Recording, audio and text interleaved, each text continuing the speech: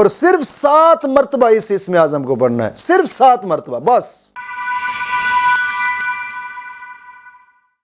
الحمدللہ رب العالمین والصلاة والسلام علی سید الانبیاء والمرسلین، اما بعد فاعوذ باللہ من الشیطان الرجیم، بسم اللہ الرحمن الرحیم، اہدنا الصراط المستقیم، صدق اللہ مولانا العظیم۔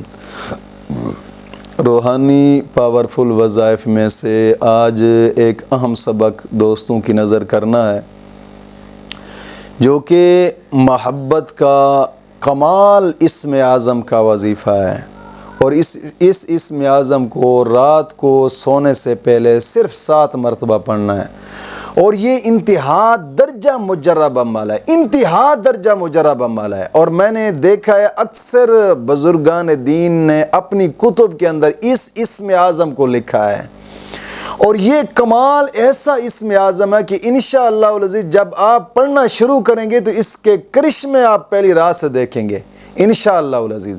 لیکن اس اسم اعظم کو کرنے کے لیے چند شرائط ہیں، اور یہ مختلف شرائط ہیں۔ ان شرائط کو مد نظر رکھ کر بے شک آپ ایک کاغذ رکھ لیں، اس کاغذ پر ان شرائط کو لکھتے جائیں، اور پھر اس اسم اعظم کو کریں انشاءاللہ العزیز۔ انشاءاللہ العزیز زندگی بھر کے لیے آپ دعائیں دیں گے۔ یہ ایک ایسا اسم اعظم ہے، اور اس اسم اعظم کی سب سے پہلی شرط یاد رکھیے گا، بغیر شرائط کے آپ کریں گے نا تو رجت کا معاملہ بن جائے گا، اور جب رجت کا معاملہ بن گیا آپ سوچتے رہ جائیں گے پتہ نہیں یار کیا ہوا ہے، مسئلہ حل نہیں ہو رہا، پتہ نہیں ہو کیا گیا ہے میرے ساتھ، میرے تو وظائف کوئی اثر نہیں کرتے، حالانکہ ہوتا رجت کا معاملہ ہے۔ اور جب رجت ہو جاتی ہے تو ظاہری بات ہے آپ لاکھوں وظیفے کرتے رہنا، کوئی بھی وظیفہ اثر نہیں کرے گا۔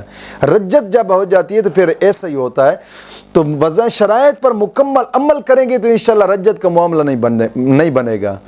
جب رجت ہو جاتی ہے تو پھر لوگ کہتے ہیں یار یوٹیوب کے وظائف ہی فیک ہوتے ہیں۔ نہیں، الحمدللہ تحفظ اسلام براڈ کاسٹ یہ وہ چینل ہے جس نے لاکھوں لوگوں کی زندگیوں کو بدل کے رکھ دیا ہے الحمدللہ۔ لیکن کوشش فرمائیں جو شرائط میں نے بتائی ہیں ان شرائط کے ساتھ آپ اس اسم اعظم کو کرنا، پھر انشاءاللہ آپ اس کا فائدہ دیکھیں گے۔ آج کی وظیفے کی سب سے پہلی شرط یہ ہے کہ نماز کی پابندی کرنی ہے۔ دوستو، نماز دین اسلام کا ایک اہم رکن ہے۔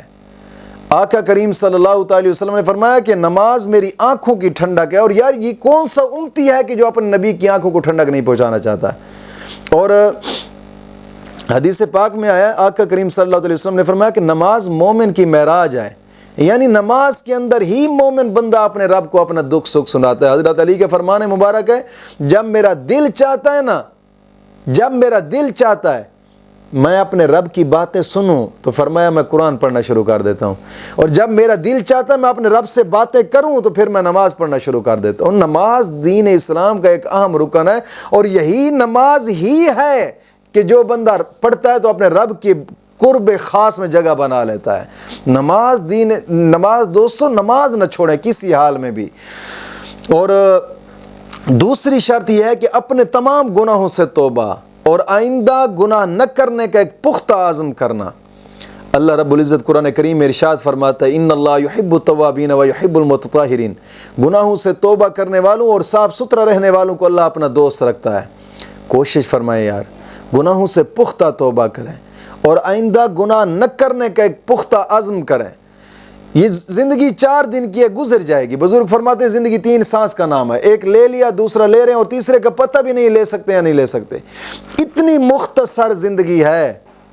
دوستو کوشش فرمائیں یار، یہی قبر کے اندر یہی لے کر جائیں گے جو آپ نے دنیا پہ کمایا ہے، بس قبر کے اندر یہی چیز اجالا کرے گی۔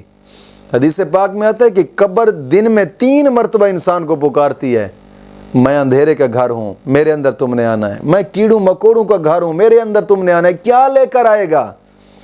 کوشش فرمائیں یار اپنی آخرت کو سنواریں۔ اور گناہوں سے جب انسان توبہ کرتا ہے نا، مولا کریم اس کو بڑے بڑے انعام عطا فرماتا ہے، یعنی اس کی دل کی مرادیں قبول ہوتی ہیں، اس کا رزق وسیع ہوتا ہے، اس کی دعائیں قبول ہوتی ہیں۔ جو گناہوں سے توبہ کرتا ہے سب سے بڑا فائدہ اس کو یہ ہوتا ہے، آقا کریم صلی اللہ علیہ وسلم نے فرمایا التائب حبیب اللہ، توبہ کرنے والے کو اللہ اپنا دوست رکھ لیتا ہے۔ کوشش فرمائیں یار گناہوں سے پختہ توبہ کریں اور آئندہ گناہ نہ کرنے کا ایک پختہ عزم کریں۔ اور تیسری شرط یہ ہے کہ روزانہ کی بنا پہ کم از کم 2 رکوع قرآن پاک کی تلاوت کے لازمی کریں، لازمی قرآن کریم کی تلاوت کریں گے، ہر حرف پر مولا کریم 10 نیکیاں عطا فرماتا ہے، 10 گناہ معاف ہوتے ہیں، 10 درجات بلند ہوتے ہیں۔ اور قرآن کریم کی تلاوت کرنے کے بعد انسان جو بھی جائز دعا مانگے مولا کریم اس کی دعا کو قبول فرماتا ہے۔ کوشش فرمائیں یار، یہ کوئی مشکل شرائط نہیں ہے۔ اور چوتھی شرط یہ ہے کہ اس اسم اعظم کو کرنے سے پہلے تھوڑا سا صدقہ لازمی کریں۔ الصدقہ ترد البلا، صدقہ مصیبتوں کو ٹالتا ہے، مشکلات دور ہوتی ہیں، کوشش فرمائیں یار۔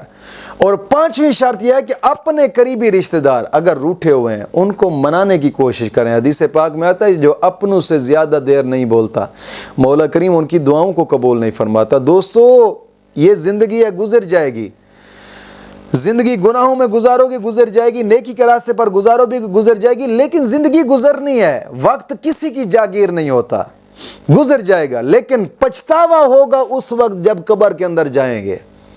اور 6ٹھی شرط یہ ہے کہ اس وظیفے کو صرف جائز مقصد کے لیے کرنا ہے، ناجائز کے لیے بالکل نہیں کرنا، جائز محبت کے لیے کریں۔ مثال کے طور پر میاں بیوی سے روٹھا ہوا ہے، بیوی کر سکتی ہے، بیوی میاں سے روٹھی ہوئی ہے، میاں کر سکتا ہے، گھر کے اندر نا اتفاقی بہن بھائی روٹھے ہوئے ان کے لیے آپ کرنا چاہیں کر سکتے ہیں، یا پھر جناب علی کوئی اپنا قریبی روٹھا ہوا ہے اس کے لیے آپ کرنا چاہیں کر سکتے ہیں، یعنی جائز محبت ہو، ناجائز کے لیے بالکل نہ کریں۔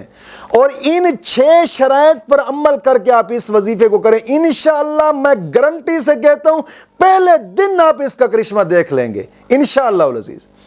اور کرنے کا طریقہ کار یہ ہے، روزانہ رات کو سونے سے پہلے 2 رکعت نماز نفل حاجات پڑھیں، 2 رکعت نماز نفل حاجات پڑھ کر درود پاک پڑھتے جائیں، اور پھر جناب علی اپنی چارپائی پہ چلے جائیں، چارپائی پہ بیٹھتے ہیں، لیٹتے ہیں، یا پھر نیچے بستر بچھایا ہوا ہوتا ہے، مقصد ہے کہ اپنی جگہ جہاں لیٹنا ہوتا ہے اس جگہ پہ بیٹھ کر جہاں سونا ہے، رات کو سونے سے پہلے یاد رکھیے گا اس کو پڑھنے کے بعد پھر کسی سے بات نہیں کرنی، کسی سے بھی بات نہیں کرنی۔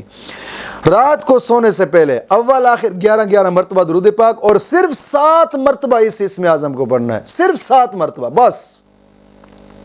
انشاءاللہ پھر اس کا کرشمہ آپ اپنی آنکھوں سے دیکھیں گے۔